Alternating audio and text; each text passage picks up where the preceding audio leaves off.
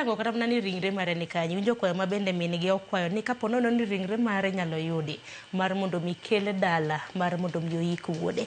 Aparo ni Rachael wachak kanyo nik mano mar Jakenya e ng'anyo mano timore Tanzania. To nyaka sani nitiere moko kuom Jokenya mabende nitiere piny Tanzania mosedak kono. Ma nyaka sani odak gi luoro, ok ginyal mana wuok ot nikech gifeel ni they're being targeted.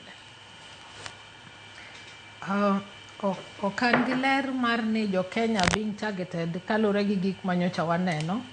Tapara ni en wach malit kendo achiwo kuyo mara ne joot John Okoth ma nowito ngimane after post-election violence manotimre Tanzania.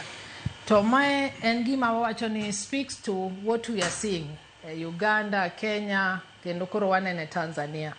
Tanzania largely osebet country manigi kwe ahinya ma ji te ong'eyo ni onge ndalo ma gin gi tulo nikech election notimre.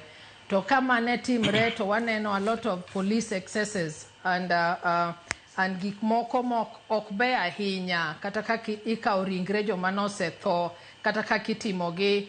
Ok en gima ranyisi maber ahinya e piny sana piny ma ji oseng'eyo ni en piny ma osebedo gi kwe.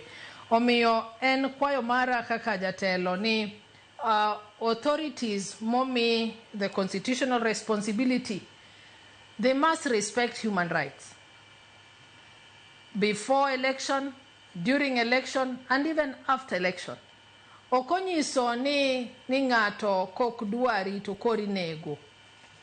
Okonyiso ni nitie paro mopogre koro ng'ano nego wit ngimane.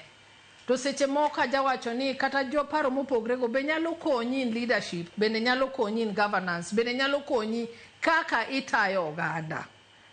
Awinjo ka japuonjo wuoyo to wacho ni seche ma jano ng'anyo, to ng'anyo nikech ok omor gi gima otimre nadi otimre.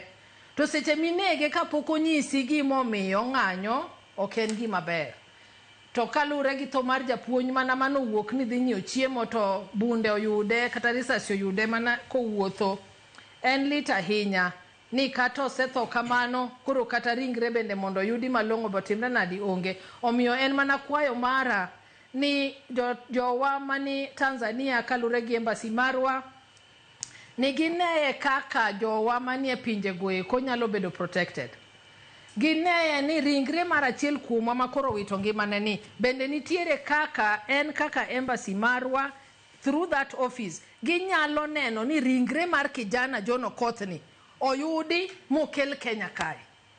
Emomiyo wan go offices mopogre either consulate or embassies or high commissions wherever they are ni jowa manie pinje goeko ratiro margi giyudo ka gin gi shida mora mora to mache kama gichope. Namor kosiep na mabende ne ni kanyo ma was an international observer bende ne nie shida no endo matin to no gochne gi ambassador mo gole kacha kapok no wito ngimane.